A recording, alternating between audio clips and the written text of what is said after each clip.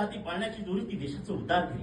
तिनं शुभाला घडवलं, वाढवलं, ज्ञानाचं अमृत दिलं आणि असं शुभा आपल्या जन्माला घातला. वयाच्या 16व्या वर्षी राजानं तोरणाला तोरणा बांधला आणि हा मर्द मराठा मावळा एकत्र केला. हा मर्द मराठा मावळा कसा होता?